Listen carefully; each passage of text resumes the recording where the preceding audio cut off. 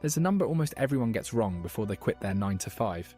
Not because they're bad at math, because they're solving the wrong equation.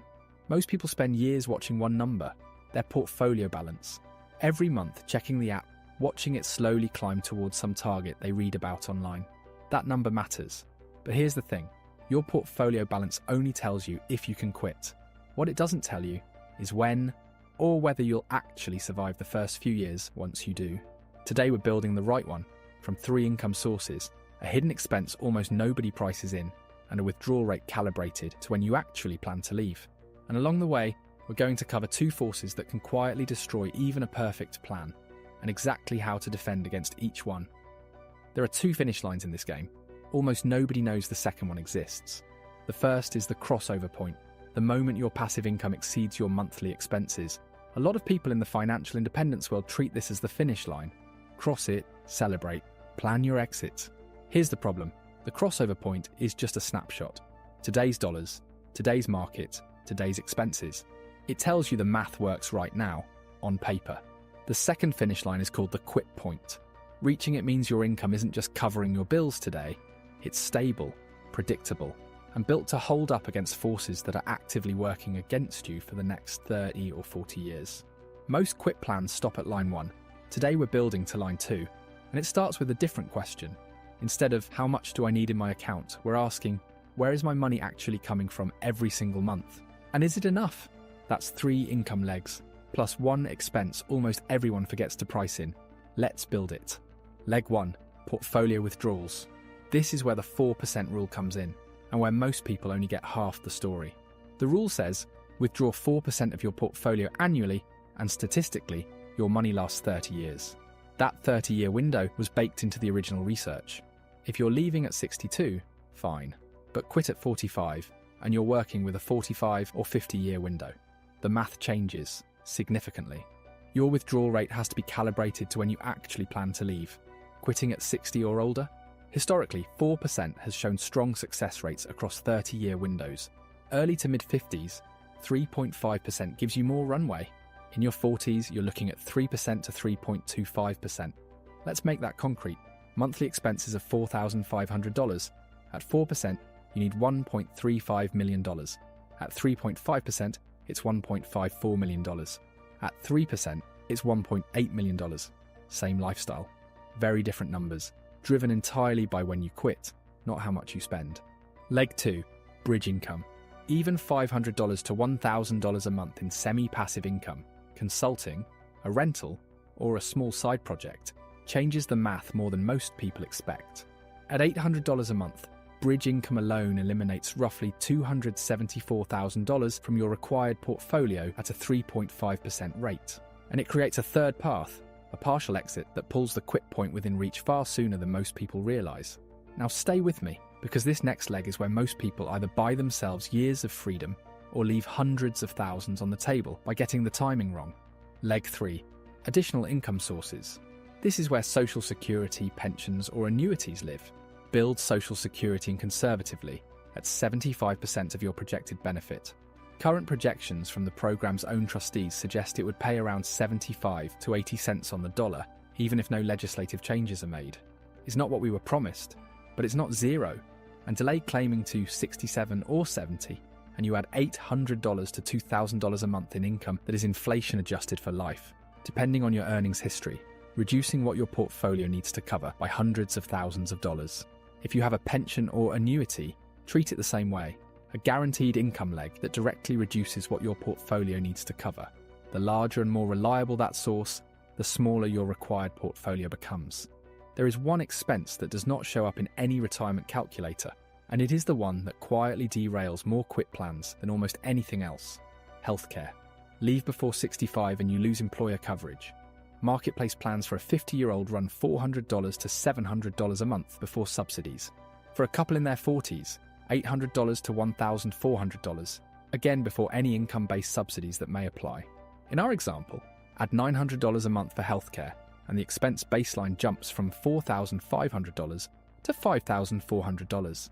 At a 3.5% withdrawal rate, that single line item moves your portfolio target from $1.54 million to $1.85 million. If you haven't priced your actual healthcare cost, your quit number is structurally wrong. Not a small error, a foundational one. If you've been building an HSA, contributions pre-tax, growth tax-free, withdrawals tax-free for medical expenses, for most early retirees, maxing it before you exit is part of the plan. Now let's run the full example. Real monthly expenses with healthcare, $5,400. Subtract $800 in bridge income, $4,600 still uncovered. Subtract $900 in Social Security, $3,700 per month from your portfolio. Multiply by 12, $44,400 per year. Divide by 3.5%, $1.27 million. This is your number.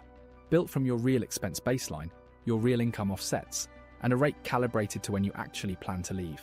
But having the right number is only half the job, because the moment you stop working, two forces start working against it. And if you don't understand them before you quit, they will find you after. The first is inflation. At 3% annual inflation, $5,400 a month today becomes $7,260 in 10 years. In 20 years, it's $9,750. Same lifestyle, completely different price tag. Most people calculate their quit number in today's dollars, hit it, walk out the door, and wonder a decade later why things feel tighter than expected. It's not bad luck. It's inflation doing exactly what it always does. Here's what most people miss about the 4% rule. It already accounts for this. The rule assumes you increase your withdrawal every year to keep pace with inflation, which means your portfolio isn't just generating returns, it's generating real returns above inflation. A 7% portfolio return in a 3% inflation environment only gives you 4% in purchasing power. That's exactly where the rule comes from. 2 of your 3 income legs are naturally protected. Social Security adjusts annually by law, and bridge income you control. The vulnerable leg is portfolio withdrawals, which is exactly why the age-adjusted rate matters. The lower rate isn't just about a longer runway. It's margin for what inflation will cost you over decades you haven't lived yet. The second force quietly ends more well-planned retirements than almost anything else. It's called sequence of returns risk. It comes down to this. It's not what the market does over 30 years that matters. It's what it does in the first 3. 2 people retire the same day with the same $1 million portfolio. Both average 7% annually over 30 years. Same starting point, same average return. The only difference is the order their returns arrive. Person A gets strong years early. Person B gets the bad years first. In year 1, Person B's portfolio drops to $750,000, but they still need $40,000 to live on, so they're forced to sell shares at the worst possible prices. Those shares are gone permanently. Every withdrawal after that comes from a smaller and smaller base. Person A never had that problem. Same average return, completely different outcomes. Person A is fine at year 30. Person B, in many historical scenarios, runs short well before reaching that same finish line. The fix is non-negotiable. A cash buffer of 18 to 24 months of expenses, kept completely separate from your portfolio. Bad year. Draw from the buffer. Leave the portfolio alone. Good year. Replenish it. Your investments never get touched during a downturn. The damage never starts. People push back. That money isn't working for me. But the alternative is selling at the worst possible moment during the most critical years of your financial life. The buffer isn't a cost. It's the price of never being forced into a terrible decision under pressure. But here's what the numbers don't show you. You can have all of this dialed in. The quit number calculated, healthcare priced, the buffer funded, both forces accounted for. And you'll still find a reason not to quit, because at that point, it stops being a math problem. It becomes an identity problem. Your job isn't just income, it's structure, routine, status, social connection.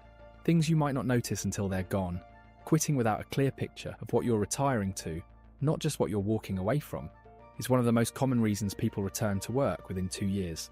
Not because the money ran out, because the purpose did. There's also a behavioural version of this risk. Watching your portfolio drop 30% in year 1 is a completely different experience than reading about it in an article.